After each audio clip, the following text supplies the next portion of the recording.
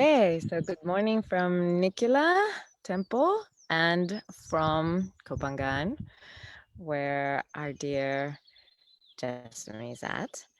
And this is a being that I have known now since 2015, I believe.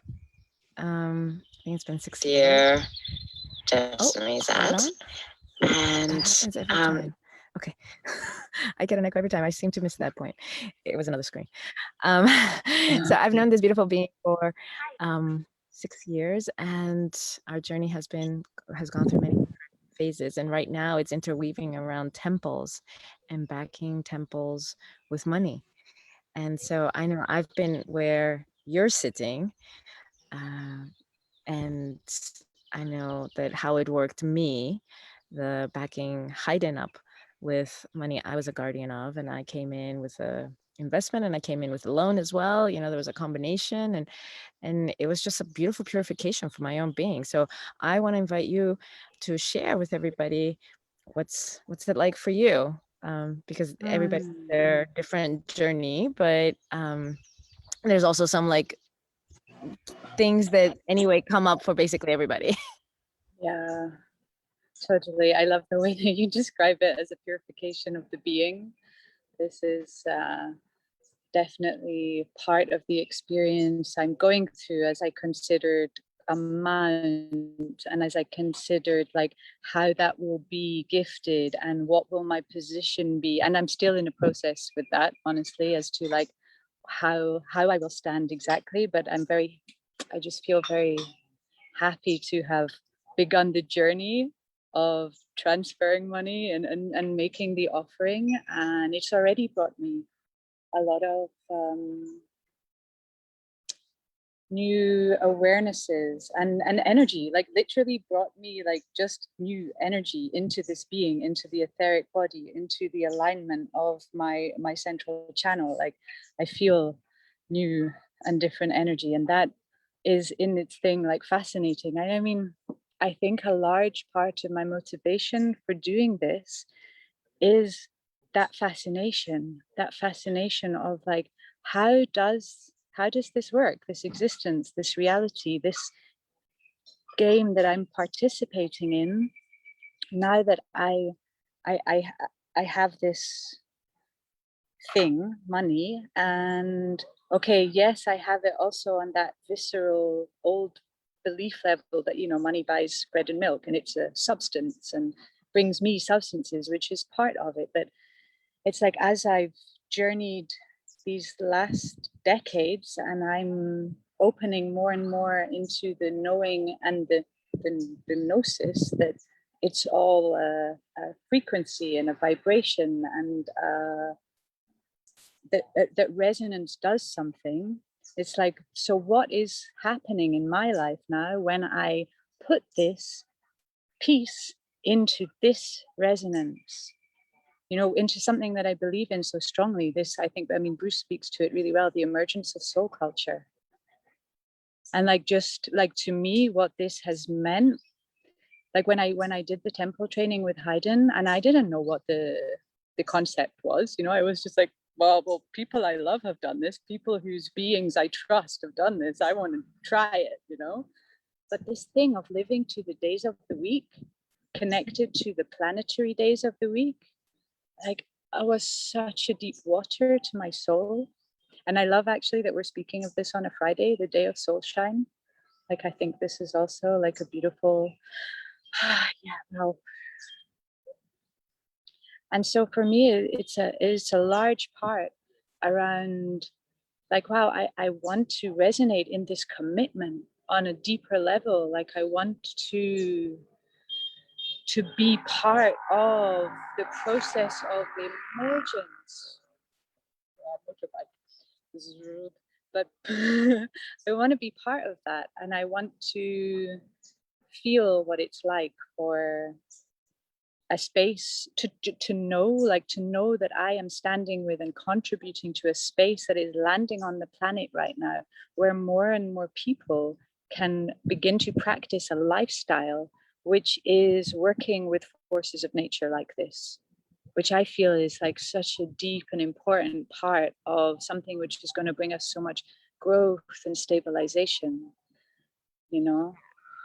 I want to quickly comment on that because I love that for you and for me, the forces of nature is not just the elements here on this planet, but it's the cosmic forces also. And it's the cosmic with the forces here on this planet, and how these rhythms actually affect us as human beings, and that we are a part of them. Like we're a Yeah. part of that whole flow, and to start living in alignment again, because we have forgotten our ancestors were living in that alignment because it was a survival piece for them, and Yeah. a abundance piece for them. But for us, it can be that and more, that resonance, and to back temples up with the resonance of where it's different of like, oh, I want to belong versus I want to back this.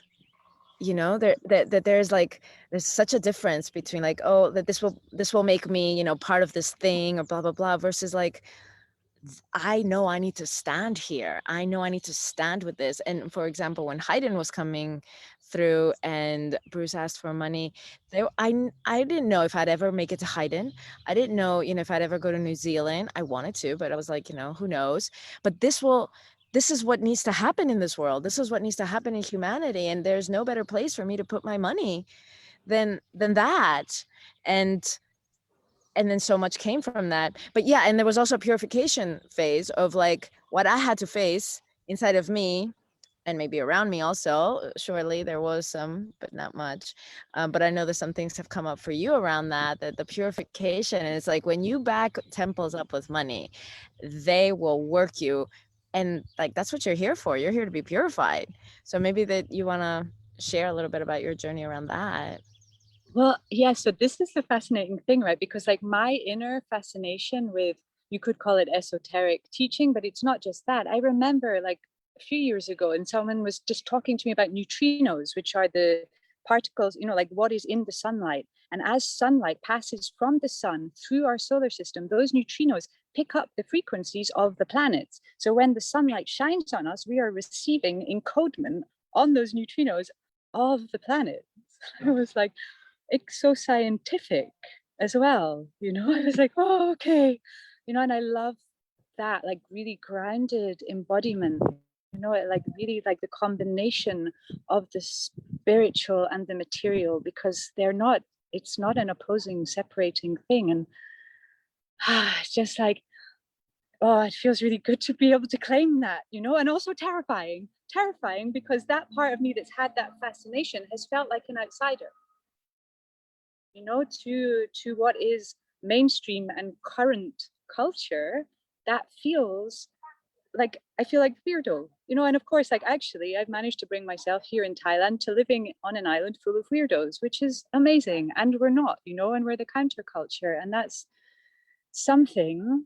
And so this is this interesting piece. It's like, okay, now I stand in this and we're making this video, and I can be seen as that person. And it's that weird emergence of like, okay, yeah, you there might be few to begin with, but at least I'm standing with others who also have this fascination. And it is like, but it's not about coming from the outsider to the insider. Actually, I think the journey is much bigger than that, and it's like realizing something beyond that polarity as well.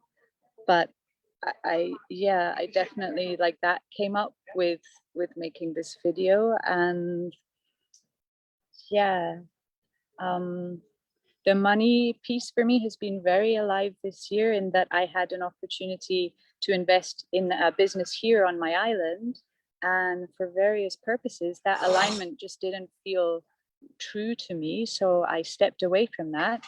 And then this opportunity arose. And I don't think I told you, but I had an astrology reading 8 months ago, and my astrologer was like, it's your dharma to invest in land and community right now. It doesn't matter if the current project falls through, you will get another opportunity. Like, this is absolutely like a cusp on your evolution.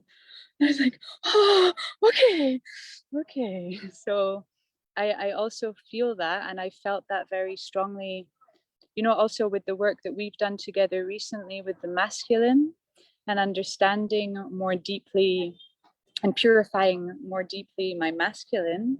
And something that came up for me, it was so like amazing synchronicities, because I feel this is, you know, this is the dark masculine in his purity, to be like, this is, I stand for this. And like you said about going to New Zealand, like I don't live in Europe right now, for sure, probably I come back, but it's not about, okay, there is a part that desires and will enjoy to visit in that space and spend time there. And there is a relaxation that comes to like the lower centers of my being, of like, a place to rest my physical body on the earth, which is part of a project of creating acupuncture points into the earth of a giant chakra system, like, of like, I mean, this is mind blowing. This is such a cool project to participate in. This is like nothing else to say, really. It's like, wow. And so my dark masculine is like, the opportunity to stand in that, and without needing to go anywhere, just standing in that, what's going to be the knock-on effect to my reality around myself here, you know?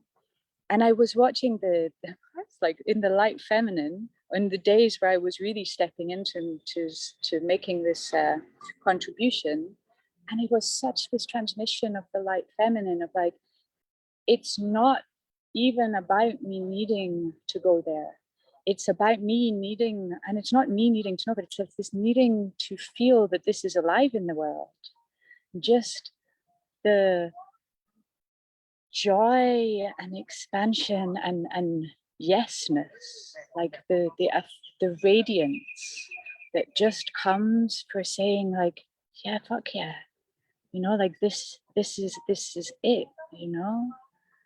And it was such an amazing thing to see how the dark masculine and the light feminine were just like in such a sacred union about this. Like, Yeah, I wanted to comment that, you know, for me also leading up to us purchasing this, it was the feminine that came in to support. It's like the masculine has been standing and standing, and yes, this is my purpose, and yes, I will stand for this, even if, you know, the world crumbles or whatever happens. Yes, yes, yes, go, go, go. And then and bringing presence, and then the feminine being like, okay, now it's time to birth. I got birth, and then going through the birthing pains of it. And I know you're a mother, and one of the things that excites me, and I know also excites you, is that the potential of your daughter being here, and she's already exposed to alternative than the mainstream that you know, where you're living in Kopangan, but also here it will be a different version, and we will also have a chance as a community here, as a temple here, to learn from those who come. And there's a few of you who want to come with children, and with your children and different ages, and it's just such a, yeah, the whole, what is our next generations exposed to, and how do we learn from them also, so that we can do it better. you know, even Yeah. just to speak to that, like, again, the hopefulness that rests now in my being, knowing the birthing of this is coming to fruition, knowing that this emergence is moving off the paper and off the meditation and into the earth, like what the quality, the new energy that brings into my body already impacts, already benefits, as all the inner work I've ever done, it already benefits the relationship with my child, because she feels me beyond anything we speak or do. We are feeling beings, interconnected beings to each other, and she can feel that too. And that brings to her parts, who are also sometimes lost and confused. We had that there's also just a different place to rest. That's so touching. Yeah. um yeah, just as a closing remark, there's a different, those who will invest, whether you know, whatever amount they can invest into the temples, I know they're coming from a place of, they have to have faced that part of what's in it for me. What am I going to get back for it? and it's not to say that there shouldn't be anything around that, but like the personality or your own body or your own, that you can't benefit, of course, but to know that your €1 or your 10,000 or your 25 or your 50,000, your 100,000, however much you come in with, you make it accessible to the temples. It's for humanity. Yes, you get to benefit, and so does humanity.